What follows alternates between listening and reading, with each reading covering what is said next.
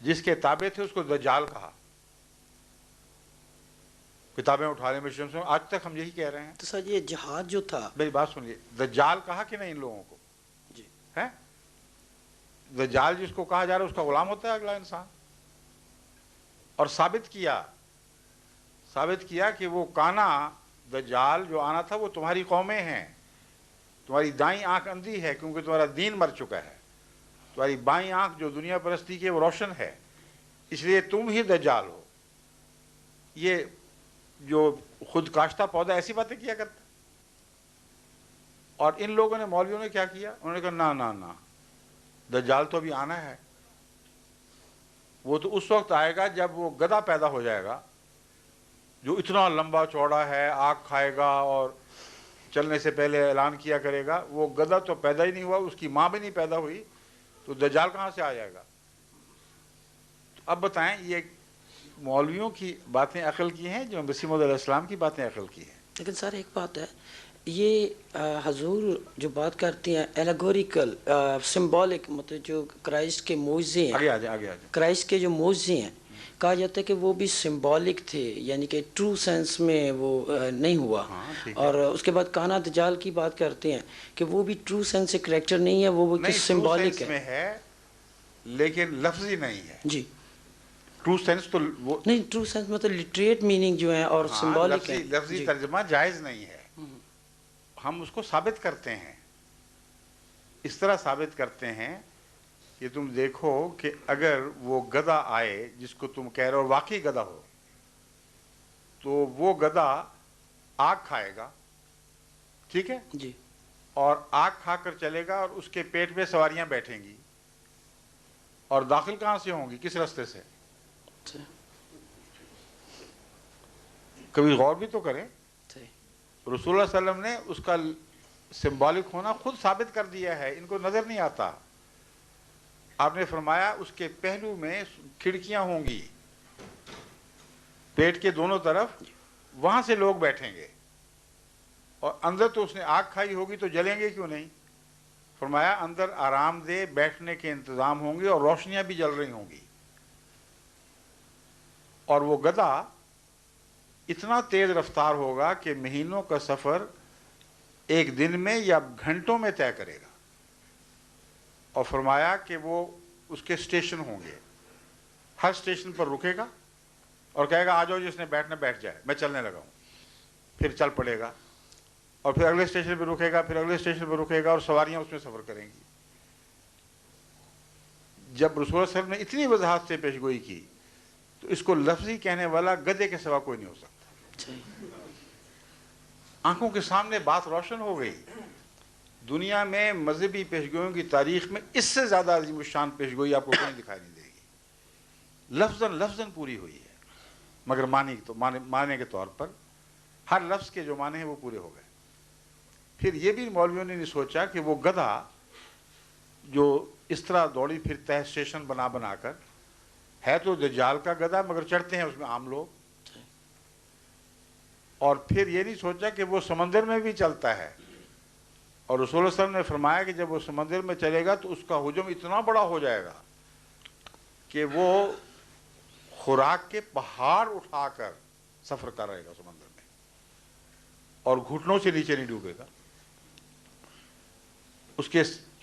اس پر پہاڑوں کے خوراک کے پہاڑ لدے ہوں گے.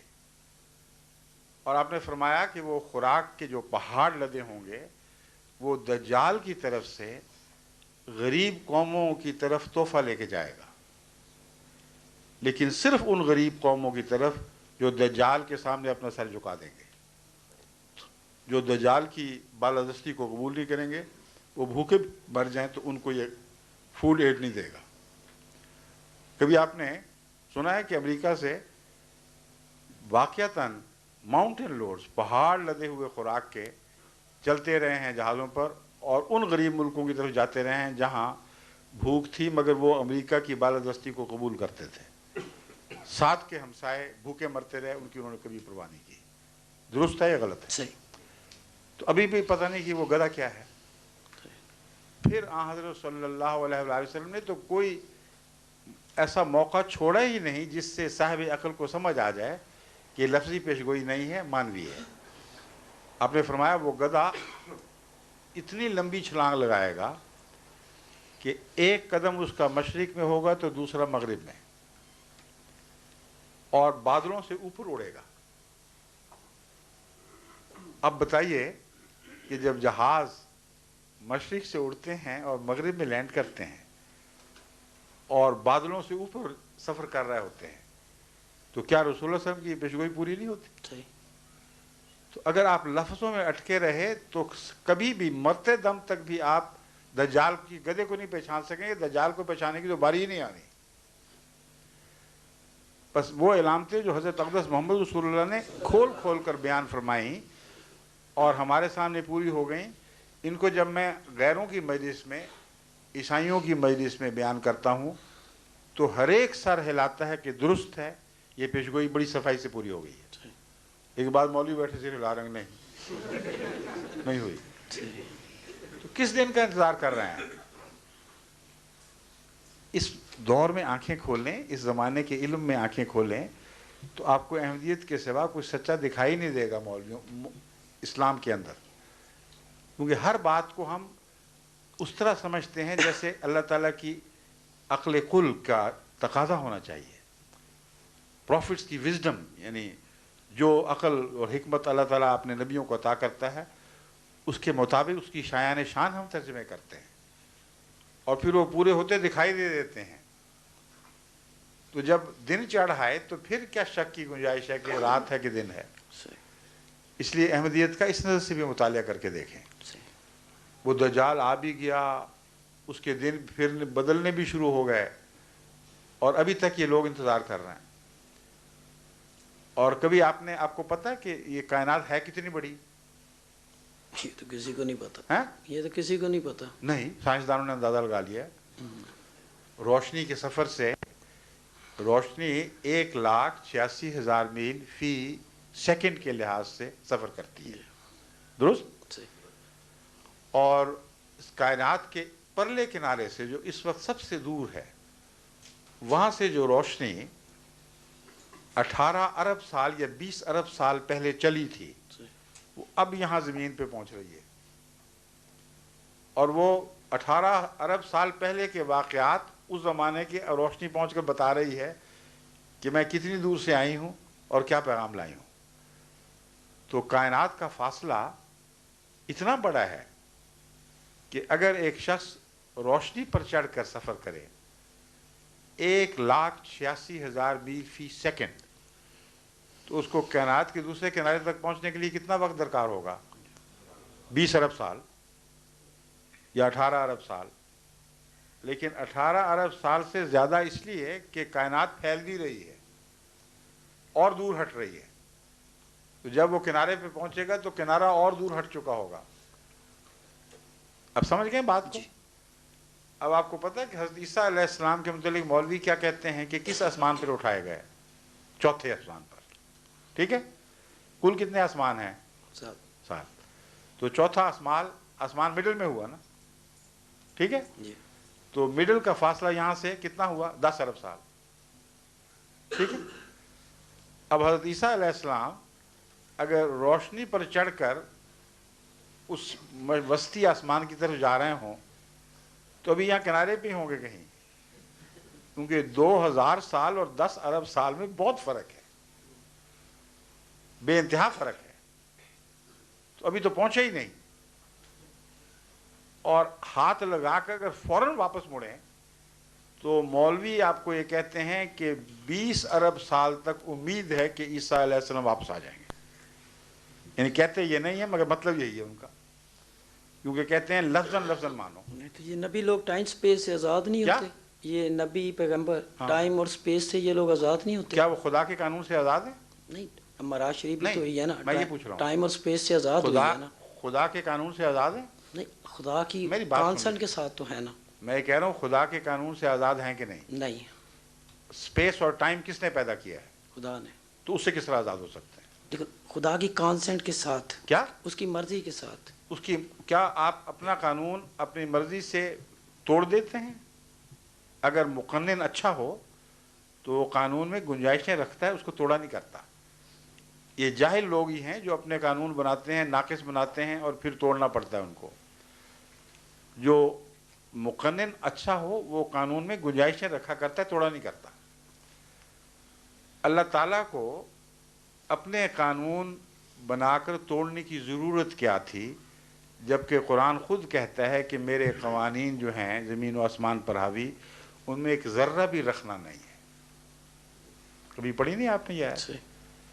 اللہ تعالیٰ فرماتا ہے اتنا بھی رکھنا نہیں ہے کہ اگر تم نظر کو دوڑاؤ اور ڈھونڈو کہ شاید کہیں کوئی لوپ ہول باقی رہ گیا ہو تو تمہاری نظر تھکی ہوئی واپس لوٹ آئے گی. پھر دوڑاؤ اور پھر ڈھونڈو کہ کوئی رکھنا ہے کہ نہیں. ناکام، نامراد، تھکی ہوئی نظر تمہاری لوٹ آئے گی مگر کہیں کوئی رکھنا نہیں پائے گی. تو جس خدا کا یہ دعویٰ ہے کہ میرا قانون اتنا کامل ہے، وہ توڑے گا کیوں؟ نعوذ باللہ من ذالک، وہ خود جاہل ہے. تو اس لیے خدا کا قانون ہر ایک کے اوپر برابر چسپاں ہوتا ہے. نبی بھی اس قانون کی زد سے باہر کبھی بھی نہیں رہے. کوئی نبی ایسا یہ نہیں ہوتا کہ وہ کہے کہ میں خدا کے قانون سے بالا ہوں. خدا اپنے قانون کے تابع ان کو بچاتا ہے. ورنہ فرعون سے بچانے کے لیے حضرت موسیٰ کو دوڑنے کا حکم کیوں دے دیا؟ رسول اللہ علیہ وسلم کو ہجرت کا کیوں فرما دیا؟ کیا دنیا کا معمولی عرب کا قانون بھی اس کا غلام نہیں تھا؟ تو حضرت عیسیٰ کے ساتھ یہ سلوک کہ جس کائنات میں رکھنا کوئی نہ ہو اس میں رکھنا خود پیدا کر دے. اور جہاں تک حساب کا تعلق ہے، جو صاحب دانش لوگ ہیں ان کو پتہ ہے کہ حسابی لحاظ سے روشنی کی رفتار سے آگے بڑھنا ممکن ہے ہی نہیں. اس حساب کی روح سے جو خدا نے پیدا کیا ہے، اس حساب کی روح سے جس کو قرآن کریم فرماتا ہے کہ اس حساب میں قیامت تک اسی حساب سے چاند سورج چلتے رہیں گے اور کبھی بھی ان کی رفتاروں میں کوئی فرق نہیں پڑے گا. تو قرآن کی دوسری آیتوں سے دیکھیں. اس لیے حضرت عیسیٰ کو بچانے کی خاطر آپ کوئی جھوٹی پناہ نہیں لے سکتے. اگر بچانے کی خاطر خدا نے یہ کام کیا کہ قانون توڑ دیے تو یہود سے وہاں کیوں نہ بچا لیا؟ 1000 گز اونچا اٹھا لیتا. یہود نے پہنچ جانا تھا 1000 گز تک. چوتھے آسمان پہ ضرور پہنچا کے رکھنا تھا. سارے قانون تہس نہس، سب نبیوں سے الگ سلوک. عقل کی باتیں کریں، خدا کا خوف کریں. قرآن کریم نے جو نقشہ کھینچا ہے اللہ تعالیٰ کی قدرت کاملہ اور حکمت کا، صرف عیسیٰ کو بچانے کی خاطر آپ اس کو توڑیں گے؟ اور یہ بھی نہیں سوچتے کہ وہ آ کے کرے گا کیا. وہی عیسیٰ آئے گا نا جو پرانا تھا. اگر مولوی ماں کی بات آپ مانتے ہیں تو وہ کیا تھا؟ کس کی طرف رسول تھا؟ بنی اسرائیل کی طرف جی یا اسلام کی طرف؟ بنی اسرائیل. قرآن نازل ہوا تھا اس پر؟ نہیں. اچھا اب بتائیں، وہ اسپیس میں بیٹھا ہوا نا ابھی تک. رسول اللہ علیہ وسلم کو آئے ہوئے کتنا عرصہ ہو گیا ہے؟ 1400 سال. حضرت عیسیٰ اوپر غیر مسلم نبی کے طور پر بیٹھے ہوئے ہیں یا مسلم نبی کے طور پر؟ یہ تو کرسچنز کا اپنا کانسیپٹ ہے، مسلمز کا اپنا ہے. وہ مسلمان تو نہیں نا پھر؟ نہیں. تو غیر مسلم نبی یہاں آ کے کرے گا کیا؟ جبکہ قرآن کہے گا رسول الی بنی اسرائیل، اور وہ جو رسول کے ظاہر ہونے کے باوجود اپنا دین نہ بدلے اس کی غلامی کریں گے آپ؟ عقل سے بات کریں. قرآن تو کہتا ہے ہم نے اس کو تورات کے تابع کیا، انجیل کے تابع کیا. قرآن کا ذکر بھی نہیں فرماتا کہ قرآن کے تابع کیا. تو آپ کو انجیل ہی پڑھائے گا نا آ کے، یا تورات کی تعلیم دے گا؟ تو وہ خود مسلمان ہو گئے، آپ کو عیسائی بنا دے گا آ کے. تھوڑا سا غور کریں، عقل دوڑائیں کہ یہ ہو کیسے سکتا ہے. حضرت عیسیٰ علیہ السلام آسمان پر بیٹھے ہوئے، رسول اللہ صلی اللہ علیہ وسلم ظاہر ہو گئے اور ان کو خبر ہی نہیں. اور اگر آپ کہیں کہ خبر ہو گئی تو خدا نے براہ راست خبر دی نا. پھر خبر ہونے کے بعد مسلمان ہوئے کہ نہیں؟ ہونا پڑے گا. مسلمان ہوئے تو اسلام پر عمل کیسے کریں گے؟ اسلام کی تعلیم براہ راست دل پہ نازل ہوگی، اور اگر دل پہ براہ راست نازل ہوئی تو ایک شریک نبی پیدا ہو گیا کائنات میں. یہ سارے ظلم، یہ سارے فساد اس لیے برداشت کرنا چاہتے ہیں آپ کہ میرے صاحب کو سچا نہ مانے. سب کچھ اپنا جھوٹا کر دیا کہ مرزا صاحب کو نہ ماننا پڑے. یہ عقل کا سودا نہیں. بیٹھیے. Thank you sir. Thank you.